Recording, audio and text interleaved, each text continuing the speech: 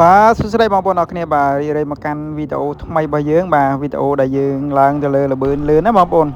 ល្បឿនលឿនពីភ្នំពេញទៅកំពង់សោមបាទបងប្អូនឥឡូវនេះយើងចូលមកដល់ផ្លូវល្បឿនលឿនហើយបាទផ្លូវល្បឿនលឿនកន្លែងផ្លូវឡើងហ្នឹងគឺធំទូលាយមែនទែនណាបងប្អូននេះខ្ញុំកំពុងធ្វើការជិះចេញដំណើរទៅចូលច្រកផ្លូវល្បឿនលឿនណាបាទនេះផ្លូវល្បឿនលឿនទីក្រុងភ្នំពេញរបស់យើងកន្លែងនេះកន្លែងដែលឡានយើងចតតម្រង់ជូរចូលផ្លូវល្បឿនលឿនណាបាទបើសិនជាថ្ងៃធម្មតាអត់សូវមានឡានទេបងប្អូនតែបើថ្ងៃសៅរ៍ថ្ងៃអាទិត្យសបោឡានច្រើនមែនទែនគឺហេដល់ខាងក្រោយហ៎បងប្អូនបាទហើយកន្លែងនេះមានកន្លែងច្រកសម្រាប់យើងចូលច្រក ETC ហ្នឹងសម្រាប់យើងមានភ្ជាប់កាតដាក់ជាប្រចាំខែអញ្ចឹងណាបាទហើយចំពោះយើងអត់មានកាតទេគឺយើងអត់ប្រើកាតដាក់ចូលក្នុង system automatic ទេយើងចូលលើច្រកធម្មតាដោយច្រកខ្ញុំចូលនេះអញ្ចឹងបាទចំពោះបើខ្ញុំមានកាតដែរប៉ុន្តែគាត់ថាខ្ញុំខ្ជិលដាក់បញ្ចូលលុយហ៎បាទឥឡូវនេះខ្ញុំដឹកភ្ញៀវឲ្យខ្ញុំ2នាក់បាទគាត់មកពីខាងជ្រៃធំហ៎បាទឥឡូវយើងមកចូលច្រកល្បឿនលឿនហ្នឹងគាត់មានសន្តិសុខចាំយាមម្នាក់អញ្ចឹងណាបាទហើយនេះយើងកំពុងស្កេនផ្លាកលេខឡើងចូលទៅផ្លូវល្បឿនលឿនបាទឥឡូវយើងចូលទៅដល់ផ្លូវល្បឿនលឿនហើយបាទយើងរៀបចំចេញដំណើរទៅខាងទីក្រុងព្រះសីហនុឥឡូវយើងឡើងពីផ្លូវល្បឿនលឿននេះជិតមុន2ម៉ោងបងប្អូនគឺយើងជិះតិចខ្ទង់2ម៉ោងបាទយើងជិះ100កង់តខ្ទង់100អញ្ចឹងណាបាទ100ឬ100តិចតួចអញ្ចឹងណាបាទអញ្ចឹងគឺយើងសម្រាប់ឡានជិះលឿនយើងជិះគីឡូកដាលបងប្អូននេះគីឡូកដាលហើយបើសិនជាឡានរបស់យើងយឺតមកល្មមទេយើងជិះគីឡូកេនខាងស្ដាំណាបាទនឹងយើងល្មមជិះល្មមណាបាទហើយបើសិនជាយើងជិះថ្ងៃនេះខ្ញុំដឹកភ្ញៀវមកពីខាងជ្រៃធំបាទឥឡូវគាត់ជួយថតវីដេអូឲ្យក្នុងឡានអញ្ចឹងណាបាទឥឡូវនេះយើងមកដល់ច្រកកំពង់ស្ពឺបាទច្រកកំពង់ស្ពឺបើសិនជាយើងចុះកំពង់ស្ពឺនេះដូចជាអស់10000ជាងទេបងប្អូនអស់ប្រហែលជា10000ជាងកំពង់ស្ពឺលិចចឹងណាបាទឥឡូវខ្ញុំបន្តដំណើរទៅមុខទៀតបាទពួកយើងដេរទៅខាងកំពង់សោមបាទ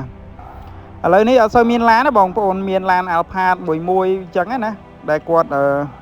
ពួកពេលច្រើនឡាន Alphard គាត់បើកលឿនដោយសារភ្ញៀវគាត់បញ្ញាប់គាត់ចង់ជិះ VIP ចឹងគាត់ជិះឡាន Alphard ហើយនឹងមានប្រភេទឡានបងប្អូនយើងគាត់ទៅ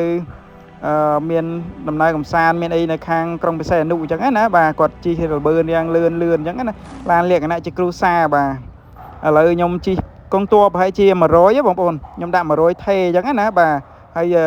បើដូចសដេះអីគាត់រៀងបញ្ញាប់រៀងលឿនអញ្ចឹងគាត់ជិះគីឡូកដាលណាបាទអញ្ចឹងយើងជិះយឺតយើងជិះផ្លូវអត្តភាពទុកអត្តភាពឲ្យបងប្អូនដែលគាត់ធ្វើដំណើរលឿនណាបាទឥឡូវខ្ញុំកំពុងធ្វើការចេញដំណើរមកដល់នេះម្ដុំហូបកំពង់ស្ពឺបងប្អូនយើងចិត្តដល់លោកជាម៉ៅពេញនិលបាទពួកយើងជិះតាមនឹងទៅបាទជិះតាមបន្តិចមកដល់ជាម៉ៅពេញនិលហើយនៅក្នុងផ្លូវល្បឿនលឿនក៏មានឡានកុងតឺន័រធំដែលគាត់ធ្វើដំណើរសម្រាប់ឡានកុងតឺន័រដែលគាត់ដាក់អវ៉ាន់ដាក់អីដាក់របស់ដែលបញ្ញាប់ខ្លាំងអញ្ចឹងគាត់ឡើងល្បឿនលឿនដូចគ្នាដែរប៉ុន្តែគាត់ជិះគីឡូខាងគៀនខាងស្ដាំណាបាទគាត់ទុកអត្ថភាពឲ្យយើងឡានតូចឬមួយក៏ឡានដែលលឿនអញ្ចឹងគាត់ទុកឲ្យយើងសម្រាប់ធ្វើការធ្វើដំណើរលឿនវ៉ាយើងអញ្ចឹងណាបាទយើងបញ្ញាប់ដឹកភ្ញៀវបញ្ញាប់ដឹកអីអញ្ចឹងឬមួយក៏លក្ខណៈជាគ្រូសាអីអញ្ចឹងណាអ្នកដែលបញ្ញាប់គឺគាត់ទុកអត្ថភាពឲ្យយើងបាទហើយទេសភាពនៅលើផ្លូវល្បឿនលឿនហ្នឹងគឺស្អាតមែនទែនបងប្អូនមើលទៅបាទដោយសារថ្ងៃនេះមេឃរាំងល្ងឹតដែរបាទអញ្ចឹងទេសភាពមើលទៅឃើញរាងមេឃល្ងឹតអញ្ចឹងណាបាទយើងមើលទៅបាទហើយខ្ញុំជិះជាមួយនឹង Proder 2នាក់បាទគាត់ថតវីដេអូឲ្យហ្នឹងបាទខ្ញុំជិះបដើហើយនិយាយគ្នាលេងបដើអញ្ចឹងណាដោយសារគាត់កូនកាត់វៀតណាមផងគាត់ចេះវៀតណាមតិចនឹងគាត់ចាក់បទភ្លេងវៀតណាមឲ្យយើងស្ដាប់ដែរអញ្ចឹងណាបាទហើយយើងក៏ស្ដាប់បទចម្រៀងជាមួយគាត់នឹងទៅបាទដោយសារតែគាត់មកពីខាងជ្រៃធំបាទ ហើយចំពោះឡានដែលលឿនយើងទុកអត្ថភាពឲ្យគាត់ទៅបាទគាត់វាយភ្លើងសញ្ញោអញ្ចឹងណាពេលដែលយើងមើលក្នុងកញ្ចក់ឃើញភ្លើងសញ្ញោហើយយើងអែបមកខាងគៀនផ្លូវកនូគៀនណាដើម្បីឲ្យគាត់ទុកអត្ថភាពឲ្យគាត់វ៉ាដើម្បីគាត់ប្រញាប់ជាងយើងអញ្ចឹងណាបាទនេះបាទយើងទុកអត្ថភាពឲ្យគាត់បាទចំពោះឡានដែលគាត់ប្រញាប់ជួនកាលគាត់ទៅលក្ខណៈជាគ្រូសាអញ្ចឹងណាបាទឡានធំឡានដែលមានកម្លាំងខ្លាំងអញ្ចឹងគាត់បើករៀងលឿនជាងយើងបន្តិចណាដោយសារយើងអត់សូវប្រញាប់យើងបើកមកលំមអញ្ចឹងយើងទុកអត្ថភាពឲ្យគាត់ទៅបាទយើងជីកកនូខាងយើងយឺតលំខ្ទង់100លបឿន100អីហ្នឹងបាទដោយសារខ្ញុំសេត100អូតូម៉ាទិកអញ្ចឹងណាបាទហើយឡានដែលវ៉ាខ្ញុំគឺគាត់អាចលបឿនចាប់ពី100ជាងអីចឹងទៅ120 130 140អីចឹងទៅបាទគឺគាត់រៀងលឿនជាងហើយណាមួយឡានដែលគេជិះផ្លូវលបឿនលឿនគឺអាច100ខ្ទង់100ជាងហ្នឹងគឺសាកសមហើយបាទបើសិនជាយើងជិះក្រោម100យឺតពេកអញ្ចឹងណាបាទអញ្ចឹងគាត់ជិះខ្ទង់100ជាងឬមួយក៏130 120អីចឹងបាទដើម្បីសុវត្ថិភាពបាទហើយខ្ញុំជិះមកបន្តិចមកក៏ស្រាប់ឡានសាំយ៉ុងក៏គាត់បើករៀងយឺតដែលគាត់ដឹកភ្ញៀវដឹកអវ៉ាន់ដឹកអីចឹងគាត់បើកខ្ទង់អាច80ទៅ90អញ្ចឹងណាអញ្ចឹងយើងអាចលើគាត់អញ្ចឹងយើងអាចវ៉ាគាត់បានអញ្ចឹងណាបាទពេលដែលយើងវ៉ាគាត់យើងវ៉ាកនូកដាលហើយបន្ទាប់ពីយើងជិះកនូកដាលរួចហើយយើងក៏មកកនូគៀនវិញមកបាទនៅពេលដែលយើងជិះលបឿនត្រឹម100អញ្ចឹងបាទយើងនៅតែទុកផ្លូវអត្ថភាពឲ្យបងប្អូនដែលគាត់ជិះរៀងលឿនទៅមុនដដែលអញ្ចឹងណាកុំឲ្យគាត់មានការលំបាកក្នុងការវ៉ាយើងហើយនឹងវាយភ្លើងវ៉ាយើងអញ្ចឹងណាបាទហើយចំពោះផ្លូវចុះបាទបងប្អូននេះដូចច្រកផ្លូវចុះអញ្ចឹងយើងមើលកនូទៅបាទគេដាក់កនូប្រហែលម៉ែត្រប្រហែល100ម៉ែត្រ1គីឡូឬមួយក៏2គីឡូដល់កន្លែងផ្លូវចុះអញ្ចឹងគេប្រាប់យើងមុនអញ្ចឹងណាផ្លាកសញ្ញាបងប្អូនបាទហើយខ្ញុំជិះតាំងពីរៀងភ្លឺប្រហែលជាម៉ោង4ម៉ោង5អីបាទឥឡូវមកដល់នេះម៉ោងខ្ទង់5ជាង7:06បាទមេឃរៀងល្ងឹតបាទមកដល់ច្រកកំពង់សិលា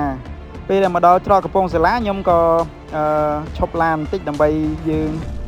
ចូលបន្ទប់ទឹកបាទដើម្បីយើងសម្រាកឡានបន្តិចផងដែរអញ្ចឹងណាបាទម្ដុំនេះ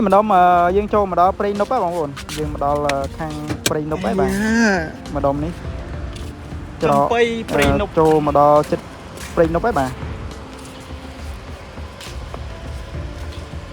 មាត់ហាមាត់ហើយអូឡានហត់ឡើងហាមាត់អីហ្នឹងអីទៀតចប់បាត់ហើយដោយសារមកដល់នេះយើងបើកម៉ាស៊ីនឡានឲ្យវារៀងតិចបន្តិចអញ្ចឹងណាបាទហើយក៏មានបងប្អូនយើងគាត់ឈប់ចូលបន្ទប់ទឹកដើម្បីសម្រាកឡានគាត់ដែរអញ្ចឹងណាបាទដោយសារយើងជិះមករៀងឆ្ងាយរៀងក្តៅម៉ាស៊ីនដែរអញ្ចឹងយើងក៏ឈប់សម្រាក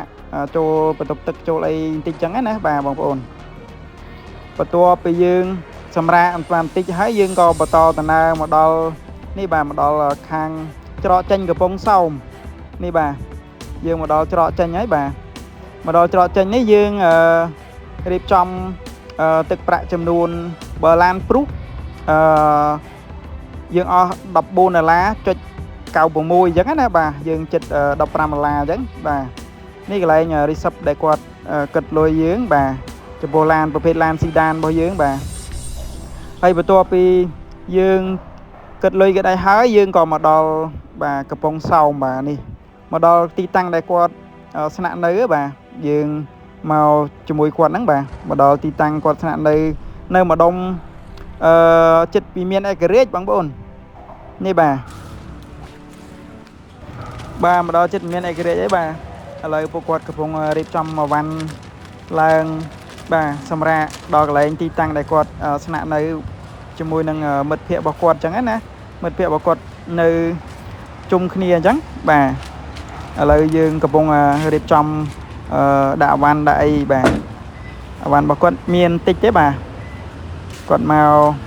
សេនុកដោយសារគាត់មកមួយខែដូចជា2 ដង 3 ដងដែរគាត់ថាក្នុងមួយខែ 2 3 ដងអញ្ចឹងណាបាទ